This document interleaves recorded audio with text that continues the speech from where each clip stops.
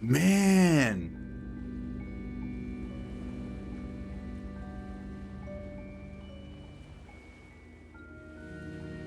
Well, so here's my thought about the game.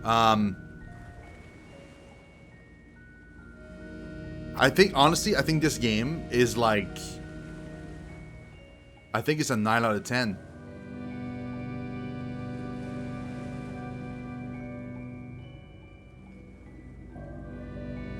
Yeah, it's a 9 out of 10. The only reason I would say it's not a 10 out of 10 is like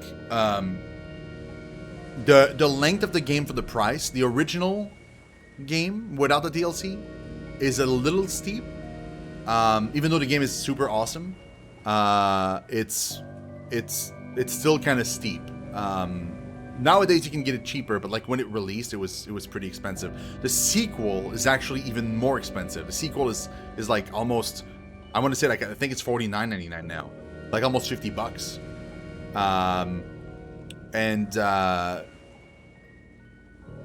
There's actually character customization. There is. I just didn't do it, but there is. They have different costumes you can put on your character. Yep. Yeah, so the DLC is like an hour gameplay, maybe an hour and a half. It took me a longer time because of my second point, that why I'm docking a point for the game and I'm putting it a 9 out of 10. It's not just because of the length, it's also because of the fact that some of the puzzles are a little obtuse, and the controls are sometimes kind of weird.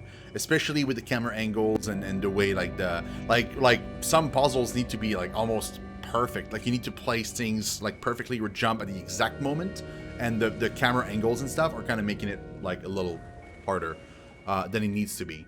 But man, this is very close to like almost like a perfect little title. It was amazing. The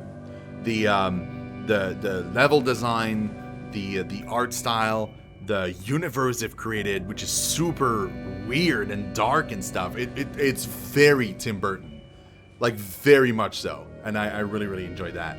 And it's, man, the story, like the fact that even the story, like the fact that they took the story of the DLC and they kind of tied it into the story of the main game without being just like a follow up to the main game, but like rather like a little complementary thing that kind of fits, like an extra jigsaw puzzle piece that just like kind of slots into it. Man, the music. Oh yeah, the music is something. Yep. A 10 game on my list would be close to perfect.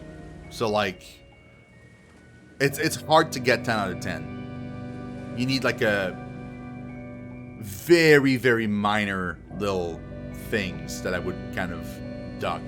That wouldn't be enough to remove a point, I'd say. Top of my head, no.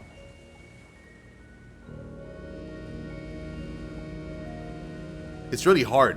Like to me, like a 10 out of 10 is like almost like a legendary title, right? Like the kind of game that is just so good and has so very few problems that it's on top of my head. I can't give you an example, but maybe one day, if you keep watching the stream, I'll have one for you. But for now, like 9 out of 10 is very good. I cannot recommend this game enough. This is very very awesome, especially if you can get it like on cheap. Because right now like it's super cheap on like various places. I think even on the PlayStation Store, it's like $10 right now.